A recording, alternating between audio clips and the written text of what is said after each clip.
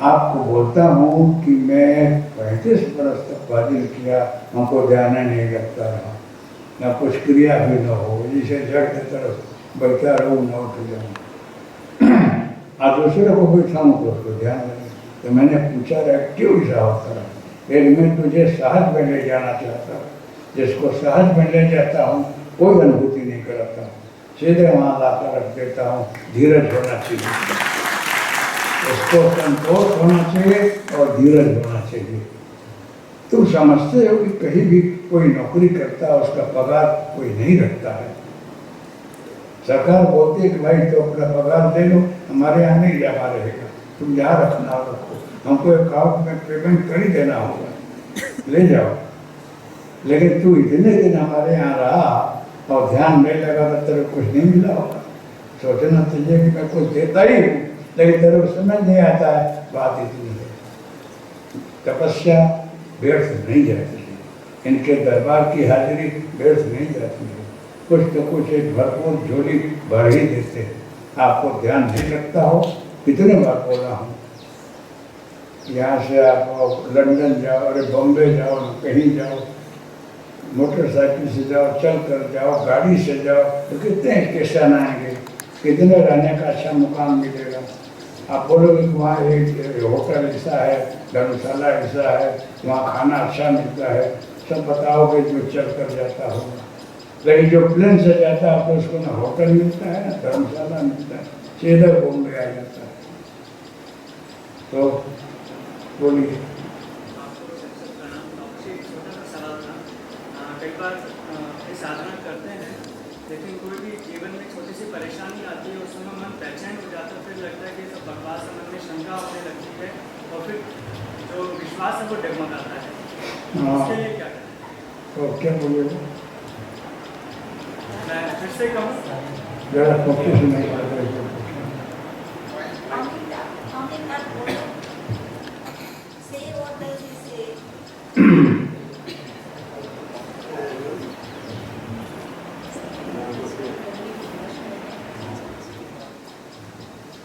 खैर विश्वास नहीं उठाना चाहिए और धीरज रखना चाहिए और संतोष भी रखना चाहिए। किसी काम में आप करेंगे तो विघ्न आएगा, विघ्नें आएंगी, आपको डिस्टर्ब करेगी, लेकिन उसको उस तरफ ध्यान दिए बगैर अपना सत्कर्म नहीं छोड़ना चाहिए, फिर सफलता मिलती है।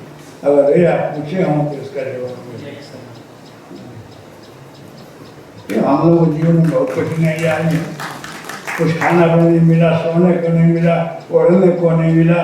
कितने लोग कुछ तो कुछ बोल गए, भजन कर रहे हैं, कुछ नहीं बिगाड़ते हैं तो भी फिर भी अपना काम नहीं छोड़ा, तो आप खड़े हो गए। यदि नहीं पुनः पुनर्प्रतिहन्यमाना प्रारब्ध मुक्त जना न परित्यजन्ति।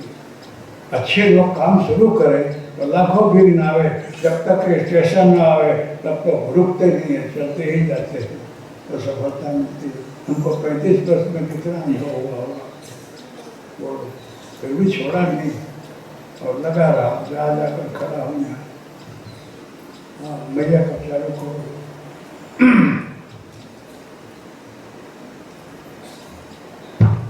आप जब साधना नहीं करते थे तब कोई तकलीफ नहीं आती थी? ये कोई साधना वाधना से तकलीफ नहीं आती। हमारे आपके जीवन में आप भजन करो न करो, तकलीफ तो आने को ही है, लेकिन एक हमारी ये मान्यता और प्रकृति है कि जो कुछ भी है हम भगवान पर और मंत्र पर मढ़ देते हैं। और मैं तो यहाँ तक बोलती हूँ कि जब ऐसा मन अश्रद्धा हो तो थोड़ा दिन छोड़ के देखना चाहिए। एक साधक था तो रोज 52 माला करता था। जब कोई वस्तु आपके जीवन में नहीं हो और हो तब उसको डिफरेंस कैसे करोगे? तो उन्होंने बोला कि मुझे बहुत तकलीफ आती है तो मैंने थोड़े दिन छोड़ दिया।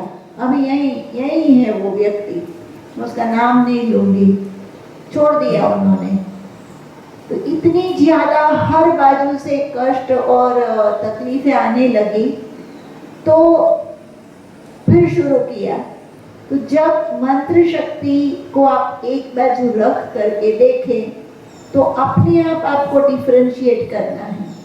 ये बिल्कुल नितांत मान्यता है कि भजन करने से तकलीफ आती है, भगवान परीक्षा लेता है। मेरा ये मानना है, शायद गलत भी हो, कि वहाँ से वो कोई पेपर फोड़ता नहीं है अपने हमारे आपके लिए। हम आप इतने कोई भक्त नहीं है महान हरिश्चंद्र जैसे कि वो कोई परीक्षा का पेपर छोड़े।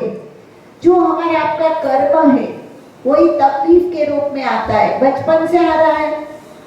छोटे होते तो कभी फ्रैक्चर हो जाता है, तो कभी कुछ होता है, तो कभी माँ डांटती है, तो कभी टीचर पीटता है पट्टी से, और फिर बड़े होते हैं थोड़े तो मैच में हार जाते हैं, कभी जीत जाते हैं। तो कहाँ उस समय गुरु के मंत्र होता है, होता तो है लेकिन दिखता नहीं है। तो ये बिल्कुल मान्यता हमें आपको छोड़ देनी चाहिए कि भजन करने से तकलीफ आती है। जो हमारे आपके भाग्य में होगा वो तो आएगा, उसका प्रमाण हल्का होगा, उसका प्रमाण कम रहेगा। अगर आप आईसीयू में, अगर आप मरने वाले हैं तो आईसीयू में जाके पटकाओगे। अगर 2 पैर कटने वाला है तो 1 उंगली कटेगी। वो एक कहावत है कि तलवार नो घा सोई थी मटे, और ये मेरे घर का गप नहीं है। बहुत साधकों को ध्यान में अनुभव होता है कि उनका ये कष्ट था, उसमें उसका लड़का चला, एक बहुत ही अच्छे एजुकेटेड व्यक्ति हैं, अभी आज यहाँ नहीं है, हम आप सब उनको बहुत अच्छी तरह जानते हैं। उनको ऐसा दिखा कि उनका लड़के का शरीर छूट जाता है, नहीं, लड़के की एक आंख चली जाती है। अब उसको बहुत टेंशन कि क्या होगा, दिवाली का समय था, वो पूरा सीन उसने देखा, सब कुछ उसने सावधानी बरती, नहीं कुछ फटाके फोड़ने दिया, कुछ भी नहीं, उसने अपने बच्चे को इतना सुरक्षित रखा। जब दिवाली पूरी हो गई तो दूसरे दिन वो लड़का अपने आंगन में खड़ा था, बाहर से एक रॉकेट आया, ये सत्य घटना है, बाहर से एक रॉकेट आकर के यहाँ से होके चला गया, बिल्कुल छू करके।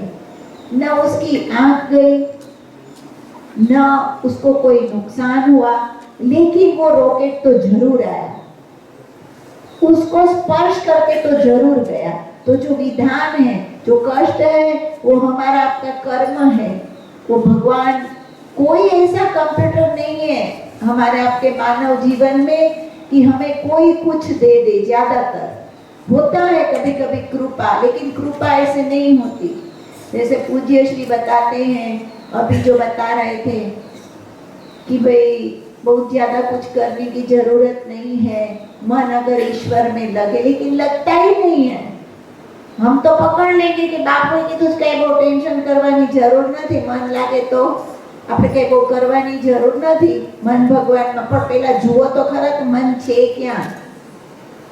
મન તો इधर उधर બધે વધારે પડતું चिपकेલું છે। थोड़ा तो हमें पता पड़ता है, बाकी सूक्ष्म मन तो पता ही नहीं पड़ता कि कहाँ है। स्थूल मन में से कुछ मिट जाए तो ये बात बहुत से साधकों के मन में होती है। हाँ, एक बात होती है कभी कभी कि ज्यों आप ज्यादा जप करो तो कभी कभी क्लेश बढ़ता है आपके पार्टनर से। ये भी एक प्रसंग था, एक डॉक्टर था, उसने मुझे पूछा, ये सत्य घटनाएं सूर्यास्त के समय बता रही हूँ। उसने पूछा कि मैं जब भी 52 माला की ज्यादा माला शुरू करता हूँ तो मेरे पार्टनर से मेरी लड़ाई होती है, और बहुत ही ज्यादा लड़ाई होती है। अब मुझे समझ में नहीं आता रहा कि ऐसा क्यों होता है।